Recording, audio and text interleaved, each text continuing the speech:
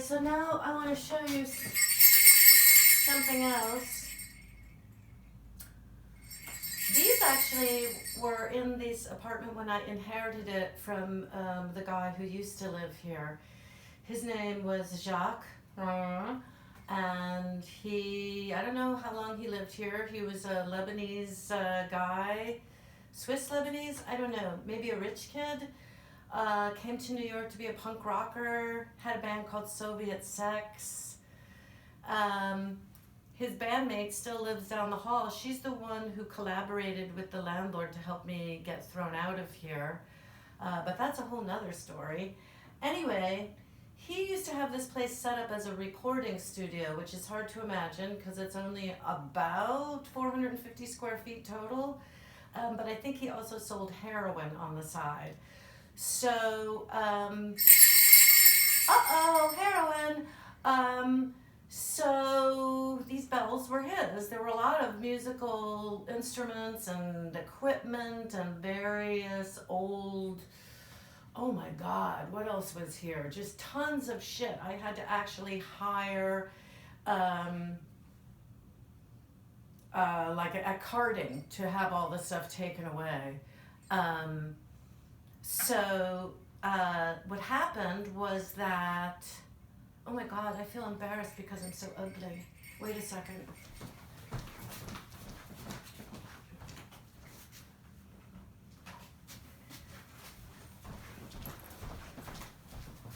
Put my sweater on so I look a little less ugly. So listen, so what happened was that the reason I knew about this place is because I used to play gigs at the corner of First and First. That was at the time called the Levee. It is now called, I don't know, Frat Boy Puke Drunk Sport Bar. We used to have a regular gig at the Levee. They used to hire bands there, and believe it or not, they used to pay them. Unbelievable. They paid us, and they gave us dinner, and they let us drink on the house, which unfortunately with our hard drinking band was not a good deal for them. That's another story. Anyway, my boyfriend at the time, who also was the guitarist in the band, and he lived outside of New York, he used to store his amp here. So we used to come by here and pick up his amp. No heroin, I don't do heroin, and bring it over to the gig and then drop it back off after the gig. So Jacques, was an old friend of his. I think they're all some kind of rich kid crowd. I don't really know the whole connection. Have to check into that. Anyway, so when I first saw this place, even though it was like a nightmare in many ways, it also had this kind of charm to it. It was this, I'll show you later, but it was hidden behind, it's in the back of the building away from the street. So it just felt like this private little, I don't know, special place. And I always liked it and always wanted to live here. So Jacques had a maybe realization, hit bottom, I don't know, business was bad, but he decided to go back to his parents in Switzerland. Just to backtrack a little bit. Jacques also, along with some of the older residents here, I'm not sure, a few of them are left, but they had already gone on rent strike here against my slumlord landlord. 58 East partners, Kevin Farhadian, Mansour Farhadian, Johnny Farhadian, because they were such bad landlords, and they had won. So, they had already been fighting the landlord when I moved in. So stick your fucking, I'm a gentrifier just like everybody else, up your ass. Because we fought and fought and fought and fought from the get-go to keep these apartments affordable and to preserve them as good, stable housing. So, where was I? Oh yeah, so Jacques, I guess was tired of living life as a heroin dealer and decided to fuck off back to Switzerland. And he was looking for somebody to sell the lease to, what they used to call key money. I knew enough, even back then, this was 1992, 3. I had already been in New York for 10 years. I had never found a fixed abode, was never able to get a lease in my name. I bounced from one roommate situation to another, mostly in Brooklyn, because guess what, kids? I couldn't afford to live in the East Village then either, because it was hot, hot, hot, early 80s art scene, etc. Donald Trump, anyone? So I knew that key money was bullshit and that giving money to Jacques wouldn't mean that I would actually get an apartment. So I held out and I wouldn't give it to him. And eventually he caved and he called me on the day he was leaving. He actually called my boyfriend at the time. Different boyfriend. Sorry, I've had a lot of boyfriends. Woo, that makes me a loose woman. He called my boyfriend, Fred Smith, actually, to name drop a little bit, and he said,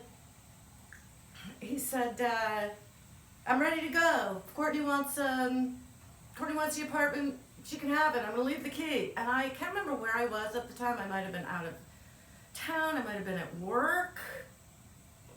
It's possible.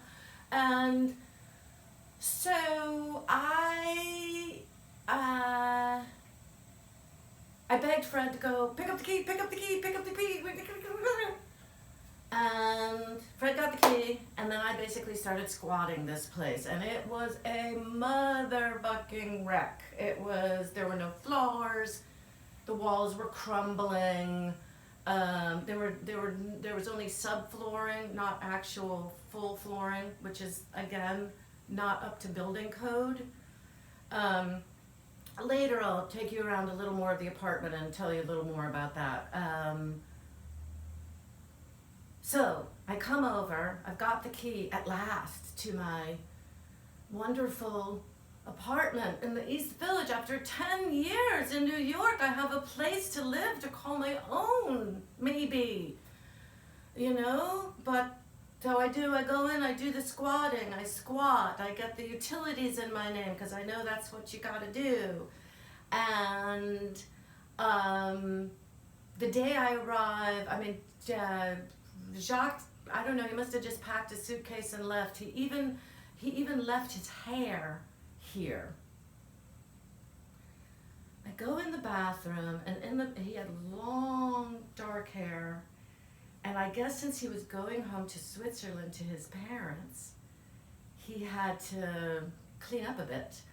So he obviously stood in front of the bathroom mirror and cut off his locks and left them right there in the sink for me.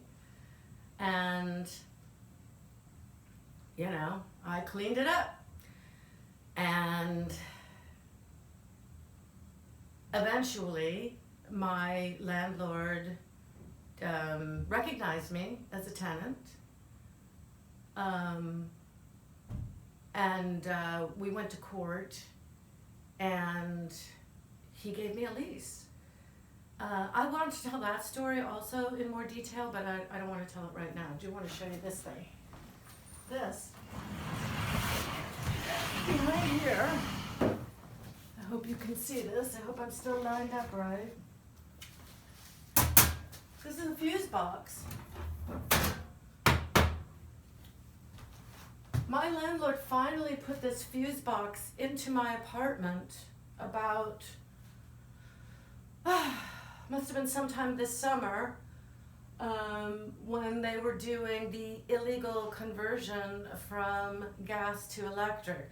Now maybe I shouldn't say illegal, because they did have the permits to do this conversion. I'm not sure they cleared it with HCR, which they were supposed to.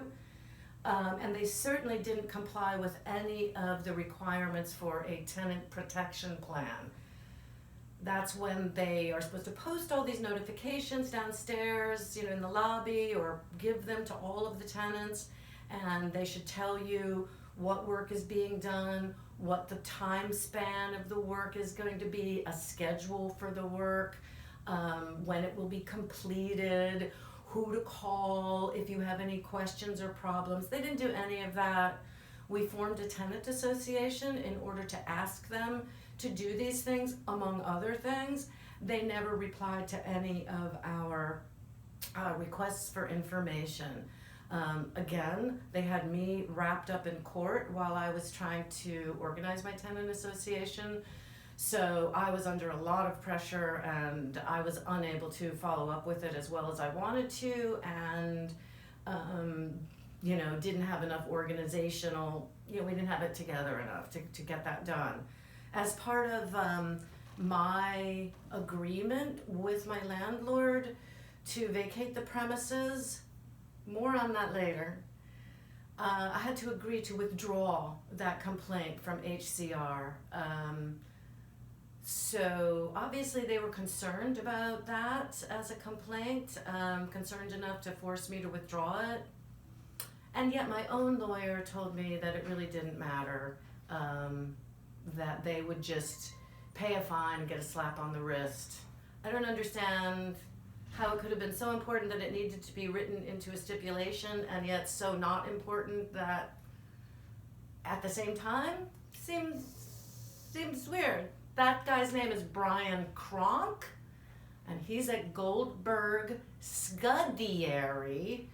Actually, I think they just changed their name. I think they're Goldberg and Lindenberg now. Do not use them as your lawyer.